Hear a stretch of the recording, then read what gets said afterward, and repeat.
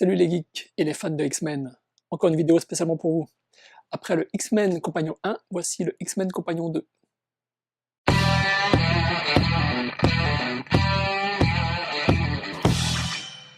Au programme de cette nouvelle vidéo, sous couverture de Jill Kane, il y aura la suite, la fin de l'interview de Chris Claremont, l'interview de John Byrne, l'interview de Terry Austin et l'interview de Chris Claremont et de Louis Jones. Alors, découvrons maintenant le contenu du magazine.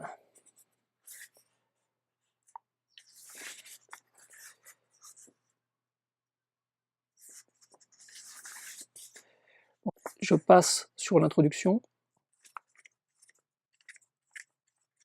Voici la deuxième partie, la suite et la fin de l'interview de Chris Claremont. Claremont explique que l'un des auteurs qui l'a influencé pour l'écriture des X-Men est Robert Heinlein, l'auteur de Étoile garde à vous, qui fut adapté au cinéma sous le nom de Starship Trooper. D'après lui, Scott Summers est le plus Heinlein de ses personnages. Il est fort, il se suffit à lui-même, il est suffisamment humain pour avoir des doutes, il peut être impitoyable si le besoin s'en fait sentir. Il est également débrouillard. Travailler avec Byrne ou Cockrum. Pour Claremont, Dave Cockrum excelle dans les scènes d'action alors que la force de John Byrne est dans ses scènes d'exposition de dialogue. Byrne aime Serval et n'aime pas Diablo, alors que c'est exactement l'inverse pour Cockrum. La saga du Phénix Noir a été créée parce que, au départ, Byrne n'aimait pas le personnage de Phénix et il voulait s'en débarrasser. Alors que Cockrum, ayant co-créé Phénix avec Claremont, avait une affection toute particulière pour elle. D'après Claremont, il est plus facile de travailler avec Byrne car, après lui avoir donné un plot, 2 semaines plus tard, Claremont reçoit les pages dessinées. Alors qu'avec Cockrum, tout dépend de son inspiration et de son envie, et les pages peuvent arriver 2 semaines ou 2 mois plus tard. Ils sont 2 artistes excellents, mais les comparer est comme comparer des pommes et des oranges. Ça devient une affaire de goût plus que autre chose. Travailler avec Byrne. Lorsque Claremont travaille avec Byrne, l'un d'entre eux a une idée spécifique. Par exemple, Byrne voulait faire une histoire avec la division Alpha au Canada. Claremont voulait faire une histoire avec le Hellfire Club, le club des damnés. Claremont met quelques idées sur le papier, puis appelle Byrne et lui demande s'il a des idées. À partir de là, les 2 auteurs vont créer une trame avec les personnages qu'ils veulent utiliser et les actions qu'ils veulent voir. Claremont va créer un plot qui sera envoyé à l'éditeur et, sauf changement de sa part, sera ensuite envoyé à Byrne. Byrne ensuite va réarranger certains détails afin de pouvoir raconter l'histoire visuellement, même si le résultat déplaît parfois à Claremont. Par exemple, dans l'épisode 142, avant que le combat contre la confrérie des mauvais mutants ne commence, Serval se lance sur Pyro et est arrêté par Tornade. Il semble que Byrne ait jugé que cette scène ne fonctionnait pas à l'endroit choisi et qu'il attendit d'être aux 2/3 de la bagarre pour arrêter l'action et y placer cette scène. Processus qui dérangea de nombreux lecteurs, mais Byrne devait avoir ses raisons. De la même façon, il changea l'organisation de nombreuses scènes lors du combat contre Proteus à Édimbourg. D'après Claremont, les collaborateurs participent à part égale à la création d'un plot.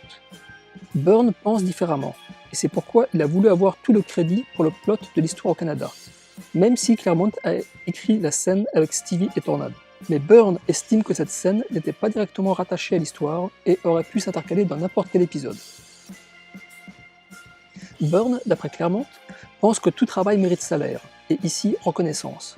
Si quelqu'un participe à un plot, il doit avoir un crédit de co-auteur, et s'il ne participe pas du tout, il ne doit pas avoir de crédit du tout. Et cela s'applique aussi bien à Byrne qu'aux autres intervenants dans la création d'un comics. Claremont estime qu'il aurait pu exiger du dessinateur qu'il suive ses plots à la virgule près, mais que cela aurait été stupide vis-à-vis d'un artiste du calibre de Byrne, qui apporte tellement en termes de narration visuelle. Il est contre-productif d'exiger d'artistes comme Byrne, Cockrum ou John Buscema qu'ils suivent parfaitement un plot car ils sont payés pour apporter leur style de narration visuelle, même si cela entraîne des problèmes quand l'un ou l'autre estime que son apport artistique n'est pas reconnu ou est mal interprété par le scénariste. Travailler avec Louise Jones. Claremont estime que Louise est la meilleure éditrice qui lui a été donnée de travailler avec car elle aime la série des X-Men et n'entre pas en compétition avec les artistes. Quand elle ne comprend pas quelque chose dans un épisode, elle pose une question avant de vouloir imposer un changement, comme le font la plupart des autres éditeurs. Jean Grey. Une des histoires possibles concernant Jean Grey Phoenix, dont Claremont et Cockrum avaient discuté, était de la transformer en une droguée de pouvoir. L'idée étant que plus elle utilisait son pouvoir, plus elle voulait l'utiliser, plus son pouvoir devenait puissant, et plus il devenait incontrôlable. Ça la terrifiait, parce qu'elle ne pensait pas être prête à le contrôler, et elle essayait délibérément de ne pas l'utiliser. Mais bien évidemment, les scénarios auraient été créés afin de placer les X-Men dans des situations forçant Jean Grey à utiliser les pouvoirs du Phénix. Interview de Terry Austin. Byrne et Austin ont travaillé ensemble pour la première fois sur des épisodes en noir et blanc de Star-Lord. Quand Byrne a été assigné sur les X-Men, il a demandé à ce que Austin l'ancre sur ses Marvel Team-Up, mais pas sur les X-Men, car il trouvait que leur style était trop différent visuellement de ce que l'équipe Dave Cockrum et Sam Greener faisaient ensemble sur la série. Mais l'éditeur du moment, Archie Goodwin, refusa de les séparer sur les X-Men. Il faut dire que, d'après Terry Austin, Byrne privilégiait la continuité graphique. C'est pour ça qu'il avait proposé à Terry Austin de ne pas le suivre sur les X-Men. La pleine page où Magneto est révélé à la fin de l'épisode du cirque est l'un des rares où Austin a eu un problème avec l'équipe technique chez Marvel. L'idée pour Austin était que si Magneto était dans le noir au début, on ne pouvait pas le montrer en plein éclairage à la fin. Et il a voulu utiliser un tramé noir pour le laisser partiellement dans l'ombre. Les coloristes de chez Marvel ont crié leur grand Dieu que ce tramé allait s'imprimer complètement en noir et qu'on ne verrait rien en dessous. Jim Shooter a dit qu'ils allaient l'imprimer tel quel, et que si les coloristes avaient raison, alors il empêcherait les encreurs d'utiliser ce tramé. Mais Austin avait utilisé ce tramé par le passé et savait que tout se passerait bien. Austin explique que les épisodes 122 et 123, celui sur la drogue et le premier avec Arcade, lui ont été fournis par Byrne en tant que crayonné rapide, à charge pour Austin de finaliser les décors. Il n'avait jamais été dans un taudis, mais a présumé qu'il y aurait des noms tagués, et a inscrit les noms de tout le monde chez Marvel, plus celui de son chien et d'autres clins d'œil comme ça sur les murs. D'après Austin, Byrne a toujours peur que Austin mette Popeye le marin dans ses décors. En fait, Austin ne l'a fait qu'une seule fois, lorsque tous les personnages les plus importants de l'univers étaient représentés sur le vaisseau Shi'ar. Et d'après Austin, Popeye devait donc, puisqu'il est l'un des personnages les plus importants de l'univers. On peut le voir dans l'épisode 125, page 10, et il y a également le Phantom Stranger de DC. Parfois, Austin rajoute des décors. Par exemple, dans le X-Men 142, Byrne avait uniquement dessiné Tornade et la sentinelle s'écrasant contre l'immeuble au premier plan. Austin a rajouté des immeubles en fond, sans changer l'épaisseur de son trait, afin de ne pas tirer l'attention sur ce décor, mais qu'il supporte l'action du premier plan. Austin a décidé de ne pas participer à l'élaboration des histoires des X-Men, car Byrne et Claremont avaient une idée très précise des personnages et de la direction dans laquelle les histoires devaient aller, et Austin a sagement décidé de ne pas se retrouver au milieu. Austin décida de quitter les X-Men après que Byrne soit parti.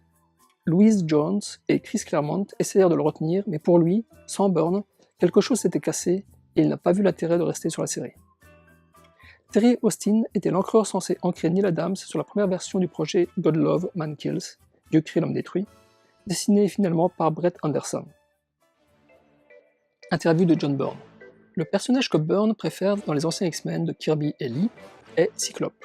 Le fait que son pouvoir est toujours là ne peut pas être mis en veille dès qu'il ouvre ses yeux.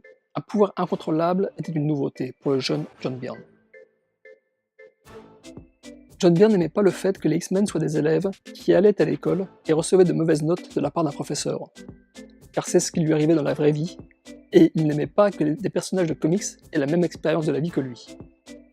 Byrne détestait le principe de la salle de danger, où rater un exercice peut causer la mort.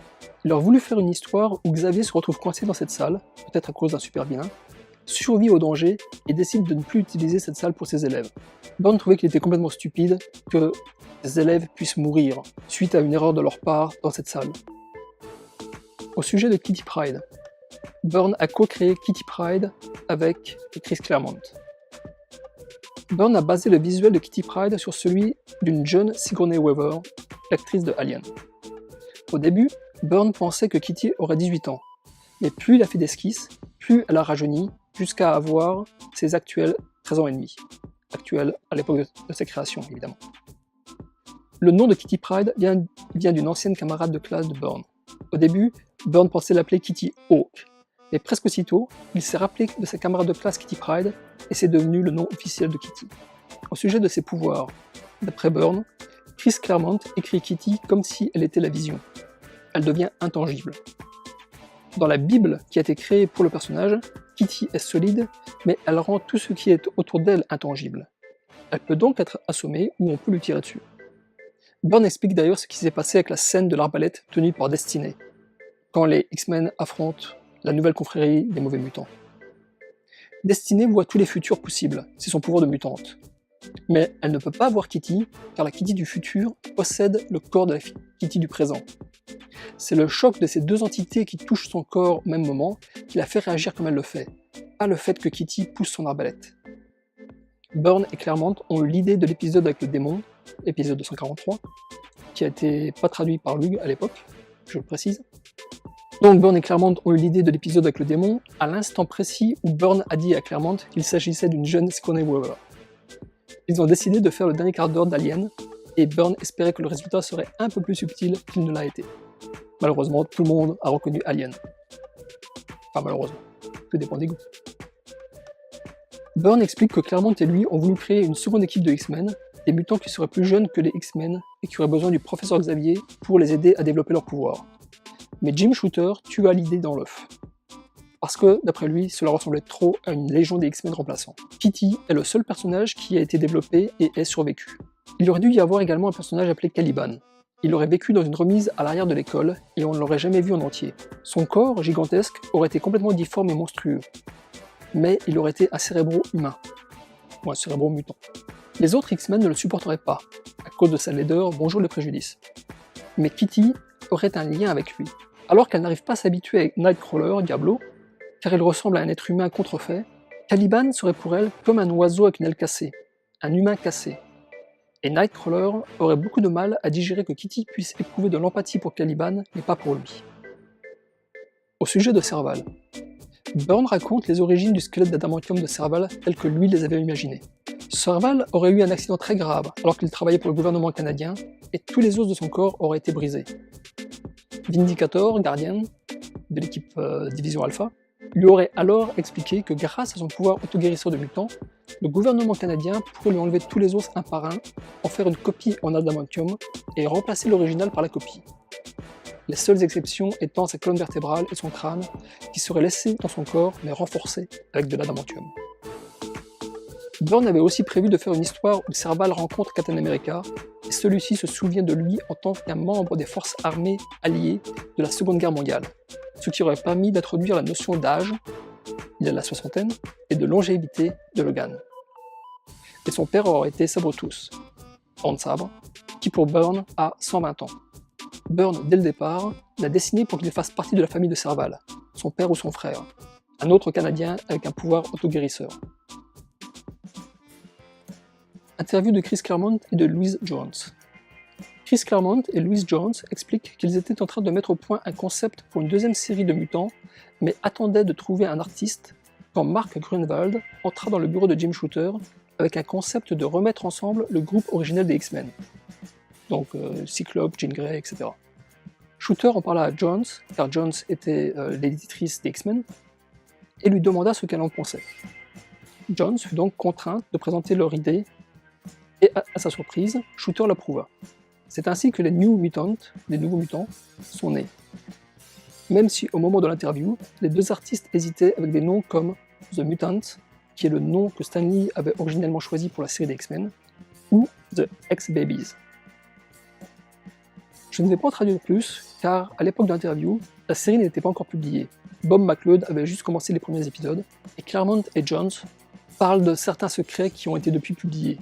Mais l'interview est très intéressante car elle montre qu'ils voulaient utiliser de nombreux personnages secondaires de la série des X-Men en tant que personnages principaux des Nouveaux Mutants, comme Ora McTaggart, Stevie Hunter, et des idées également très intéressantes sont abandonnées, comme celle d'avoir Carl Lycos, qui est également connu sous le nom de Sauron, donc un Carl Lycos guéri et qui devient le médecin attitré des élèves.